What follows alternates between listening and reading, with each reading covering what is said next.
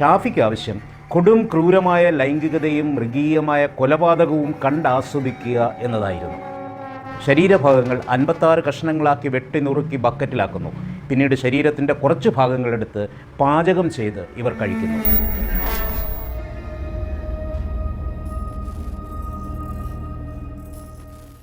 പ്രബുദ്ധ കേരളത്തിൽ സംഭവിച്ച 2 കൊലപാതകങ്ങൾ ഇന്ത്യ ഒട്ടാകെ ശ്രദ്ധ നേടുകയാണ്. വിദ്യാസമ്പന്ന കേരളത്തിൽ അത്ര സുപരിചിതമല്ലാത്ത അതിക്രൂരമായ കൊലപാതകം. ഇന്നേവരെ കേട്ടുകേൾവിയില്ലാത്ത ഒരു ലക്ഷ്യമായിരുന്നു ഇലന്തൂരിലെ കൊലപാതകത്തിന് പിന്നിൽ. അന്ധവിശ്വാസത്തിൻ്റെ പേരിലുള്ള മനുഷ്യക്കുരുതി. അതുമാത്രമല്ല, കുരുതിക്ക് ശേഷം ശരീരഭാഗങ്ങൾ ഭക്ഷിക്കുക തുടങ്ങിയ കാര്യങ്ങളാണ് ഈ കൊലപാതകത്തെ ഇന്ത്യ ഒട്ടാകെ, ഒരുപക്ഷെ ഇന്ത്യക്ക് പുറത്തും ചർച്ചയാക്കിയത്. ആ കഥയാണ് ബിയോണ്ട് ദ ചാപ്റ്റർ ഇന്ന് പങ്കുവയ്ക്കുന്നത്. Beyond the chapter.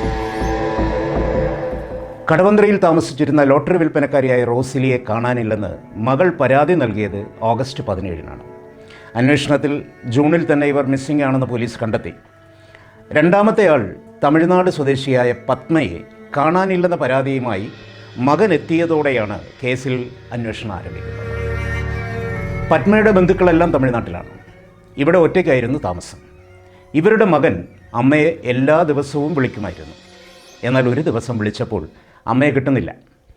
അയൽക്കാരുമായി ബന്ധപ്പെട്ടെങ്കിലും അമ്മയെ കാണാനില്ലെന്നായിരുന്നു മറുപടി. തുടർന്ന് സെപ്റ്റംബർ 26-ന് പത്മയുടെ സഹോദരി പോലീസിൽ പരാതി നൽകുകയായിരുന്നു. എറണാകുളത്ത് ലോട്ടറി വിൽപ്പന നടത്തുന്ന മറ്റു സ്ത്രീകളാണ് പ്രതികളിലേക്ക് വിരൽ ചൂണ്ടുന്ന വിവരം പോലീസിന് കൈമാറുന്നത്. ആ അന്വേഷണം പോലീസിനെ എത്തിച്ചത് എറണാകുളം സ്വദേശിയായ മുഹമ്മദ് ഷാഫിയിലാണ്. അങ്ങനെ ഷാഫിയെ പോലീസ് ചോദ്യം ചെയ്യുന്നു.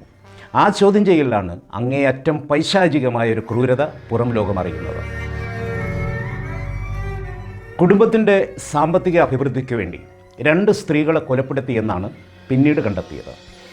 എറണാകുളത്ത് നിന്ന് അന്വേഷണം ആരംഭിച്ച് പോലീസ് എത്തിയത് പത്തനംതിട്ടയിലെ ഇലന്തൂരിലായിരുന്നു. ആഞ്ഞിലി വീട്ടിലെ തിരുമൽ വൈദ്യരായിരുന്നു ഭഗവത് സിംഗ്. ഭാര്യ ലൈല. പരമ്പരാഗതമായി വൈദ്യർ കുടുംബമാണ്. അതുകൊണ്ട് തന്നെ ചികിത്സയ്ക്കായി പലരും വരും പോകും. ഇതിൽ നാട്ടുകാർക്ക് യാതൊരു സംശയവുമില്ലായിരുന്നു. നരബലി നടത്തിയാൽ വീട്ടിൽ സാമ്പത്തിക അഭിവൃദ്ധി കൈവരുമെന്ന് ഇവരെ ഷാഫി തെറ്റിദ്ധരിപ്പിക്കുന്നു.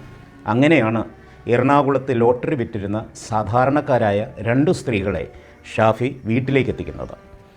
എറണാകുളത്തുള്ള പല മനുഷ്യരെയും ഇതിനായി ഷാഫി സമീപിച്ചതായി പല സ്ത്രീകളും പോലീസിന് മൊഴി നൽകിയിരുന്നു. ഈ അന്വേഷണമാണ് ഇവിടം വരെ എത്തിച്ചത്.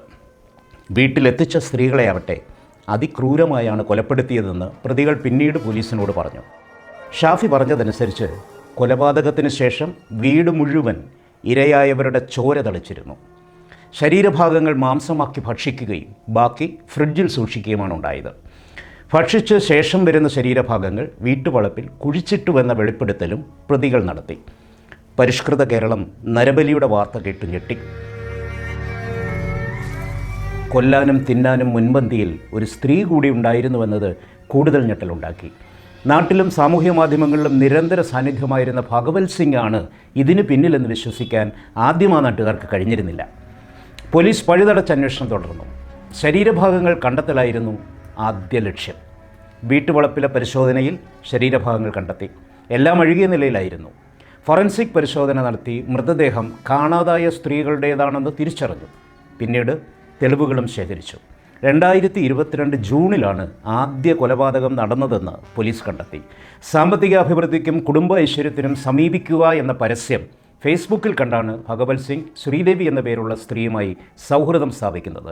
എന്നാൽ ഈ വ്യാജ ഫേസ്ബുക്ക് ഐഡിക്ക് പിന്നിൽ സൈക്കോപാത്തായ കൊടും കുറ്റവാളിയായ ഷാഫി എന്ന റഷീദായിരുന്നു എന്ന് ഭഗവത് സിംഗും ഭാര്യയെ മനസ്സിലാക്കിയില്ല. മുഹമ്മദ് ഷാഫി എന്നയാൾക്ക് സാമ്പത്തികം മാത്രമായിരുന്നു ആവശ്യമെങ്കിൽ ഈ കൊലപാതകം ഇവിടെ ഉണ്ടാവില്ലായിരുന്നു. അഭിവൃദ്ധിക്ക് വേണ്ടി എത്ര പണം ചെലവഴിക്കാനും ഭഗവത് സിംഗും ഭാര്യയും ഒരുക്കമായിരുന്നു. പക്ഷേ ഷാഫിക്ക് ആവശ്യം ഇവരെ മുന്നിൽ നിർത്തി ഇയാളുടെ നിർദ്ദേശപ്രകാരം കൊടും ക്രൂരമായ ലൈംഗികതയും മൃഗീയമായ കൊലപാതകവും കണ്ടാസ്വദിക്കുക എന്നതായിരുന്നു. 2020-ൽ ഇയാൾ 75 വയസ്സുള്ളൊരു സ്ത്രീയെ അവരുടെ സ്വകാര്യ ഭാഗങ്ങളിൽ ഉൾപ്പെടെ മൂർച്ചയുള്ള ആയുധം ഉപയോഗിച്ച് മുറിവേൽപ്പിച്ച് പീഡനത്തിനിരയാക്കുകയും നാട്ടുകാർ ഇയാളെ കെട്ടിയിട്ട് പോലീസിൽ ഏൽപ്പിക്കുകയുമാണ് ചെയ്തത്.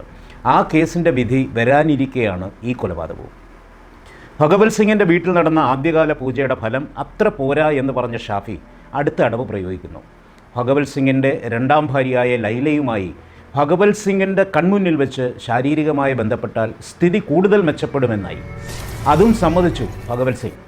സാമ്പത്തിക അഭിവൃദ്ധിക്കും കുടുംബ ഐശ്വര്യത്തിനും വേണ്ടി ഇയാൾ എന്തിനും ഒരുക്കമാണെന്ന് അതോടെ ഷാഫിക്ക് ബോധ്യം വരുന്നു. അപ്പോഴാണ് നരബലിയെക്കുറിച്ച് ഭഗവത് സിംഗിനോട് സൂചിപ്പിക്കുന്നത്. സ്ത്രീകളെ നരബലി നടത്തിയാൽ സാമ്പത്തിക സമൃദ്ധിയും ഐശ്വര്യവും ഉണ്ടാകുമെന്നും അതിനുവേണ്ടി സ്ത്രീകളെ എത്തിക്കാമെന്നും ഷാഫി പറഞ്ഞതോടെ ഭാര്യയും ഭർത്താവും അതിന് സമ്മതം മൂളി. ഇതനുസരിച്ച് 2 തവണയായി കാലടി സ്വദേശി റോസിലിയെയും തമിഴ്നാട് സ്വദേശി പത്മയെയും വീട്ടിലെത്തിച്ചു. നീലച്ചിത്രങ്ങളിൽ അഭിനയിച്ചാൽ 10 ലക്ഷം രൂപ തരാം എന്ന് പറഞ്ഞായിരുന്നു ഷാഫി സ്ത്രീകളെ കൊണ്ടുവന്നത്. ആദ്യം റോസിലിയെ വീട്ടിലെത്തിച്ചു. നീലച്ചിത്രത്തിൽ അഭിനയിക്കുന്നതിൻ്റെ ഭാഗമായി കട്ടിലിൽ കെട്ടിയിട്ടു. പിന്നീട് വിവരിക്കാനാവാത്ത രംഗങ്ങൾ. കട്ടിലിൽ കെട്ടിയിട്ട് റോസിലിയുടെ വായിൽ തുണി തുരുകിയ ശേഷം വാൾ ഉപയോഗിച്ച് ലൈല കഴുത്തറക്കുന്നു. പിടഞ്ഞു മരിക്കുന്നതിനിടയിൽ തന്നെ സ്വകാര്യ ഭാഗങ്ങളിൽ ഉൾപ്പെടെ വാൾ ഉപയോഗിച്ച് വരഞ്ഞു മുറിക്കുന്നുണ്ട്. മരണം ഉറപ്പിച്ച ശേഷം ശരീരഭാഗങ്ങൾ 56 കഷ്ണങ്ങളാക്കി വെട്ടി നുറുക്കി ബക്കറ്റിലാക്കുന്നു. പിന്നീട് ശരീരത്തിൻ്റെ കുറച്ച് ഭാഗങ്ങളെടുത്ത് പാചകം ചെയ്ത് ഇവർ കഴിക്കുന്നു. ബാക്കി പുരയിടത്തിൽ കുഴിച്ചിടുകയാണ്. അങ്ങനെ നാളുകൾ കടന്നു പോകുന്നു. പ്രത്യേകിച്ച് ഭാവവ്യത്യാസങ്ങളൊന്നുമില്ലാതെ തിരുമും വൈദ്യവുമായി ഭഗവത് സിംഗും ഭാര്യയും കടന്നു പോകുന്നു. ഷാഫി ഇടയ്ക്കിടെ ഭഗവത് സിംഗുമായി ബന്ധപ്പെട്ടുകൊണ്ടിരുന്നു. നരബലി കൊടുത്തെങ്കിലും കാര്യമായ വ്യത്യാസങ്ങൾ ഉണ്ടായിട്ടില്ല എന്ന് ഭഗവത് സിംഗ് ഷാഫിയോട് പറയുന്നു. കടുത്ത ദോഷം കുടുംബത്തിലുണ്ടായിരുന്നു എന്നും ആദ്യ ബലിയോടുകൂടി ആ ദോഷമെല്ലാം മാറിയെന്നും ഇനി രണ്ടാമതായി ഒന്നുകൂടി ചെയ്താൽ സമ്പദ് സമൃദ്ധി ഉണ്ടാകുമെന്നും അതിനായി ഒരാളെയും കൂടി കൂട്ടിവരാമെന്നും ഷാഫി പറയുന്നു. അതനുസരിച്ചാണ് രണ്ടാമത്തെ ആളെ കൂട്ടി ഷാഫി വീട്ടിലെത്തുന്നത്. ആദ്യം തന്നെ 10 ലക്ഷം കിട്ടാതെ അഭിനയിക്കില്ല എന്ന് വാശി പിടിച്ചതോടെ പത്മയെ ചുറ്റിക കൊണ്ട് തലയ്ക്കടിച്ചു വീഴ്ത്തുകയായിരുന്നു. പിന്നെ ക്രൂരകൃത്യം ആവർത്തിക്കുകയായിരുന്നു. ശരീരഭാഗങ്ങൾ ചെറിയ കഷ്ണങ്ങളായി മുറിച്ച് ഫ്രിഡ്ജിൽ സൂക്ഷിക്കുന്നു. പിന്നീടത് പാചകം ചെയ്തും അല്ലാതെയും കഴിച്ചു. ബാക്കി ഭാഗം ഇവർ മൂവരും ചേർന്ന് കുഴിച്ചിടുകയാണ് ചെയ്തത്. ഇതാണ് ഇവർ പോലീസിനോട് പറഞ്ഞത്. കൊല നടന്ന് 2 വർഷം പിന്നിടുമ്പോൾ ഇലന്തൂരിലെ വീടും പരിസരവും കാട് കയറി കിടക്കുകയാണ്. ചിലപ്പോഴെങ്കിലും നരബലി നടന്ന വീട് കാണാൻ ചിലരെങ്കിലും എത്താറുണ്ടെന്ന് നാട്ടുകാർ പറയുന്നു. മനുഷ്യ മനസാക്ഷിയെ മരവിപ്പിച്ച ഈ കേസിൽ 81-ാം ദിവസം പോലീസ് കുറ്റപത്രം സമർപ്പിച്ചു. കേസിൻ്റെ മുഖ്യ ആസൂത്രകൻ ഷാഫിയാണ്. ഒപ്പം ഭഗവത് സിംഗും ഭാര്യ ലൈലയും പ്രതികളായ കേസിൽ കൊലപാതക കുറ്റത്തിന് പുറമെ കൂട്ടബലാത്സംഗം, കൊലപ്പെടുത്തണം എന്ന ഉദ്ദേശത്തോടെയുള്ള തട്ടിക്കൊണ്ടുപോകൽ, ഗൂഢാലോചന, മൃതദേഹത്തിനോട് അനാദരവ്, മനുഷ്യക്കടത്ത്, മോഷണം, തെളിവ് നശിപ്പിക്കൽ എന്നീ കുറ്റങ്ങൾ കൂടി ചുമത്തിയിട്ടുണ്ട്. എന്തായാലും നാടിനെ അമ്പരപ്പിച്ച ക്രൂരമായ കൊലപാതകം നടന്ന് 2 വർഷം പിന്നിടുമ്പോൾ വിധി കാത്തു കഴിയുകയാണ് കൊല്ലപ്പെട്ടവരുടെ ബന്ധുക്കളും നാട്ടുകാരും. അവിശ്വസനീയമായ മറ്റൊരു കഥയുമായി ബിയോണ്ട് ദ ചാപ്റ്ററിൽ വീണ്ടും കാണാം. ബൈ.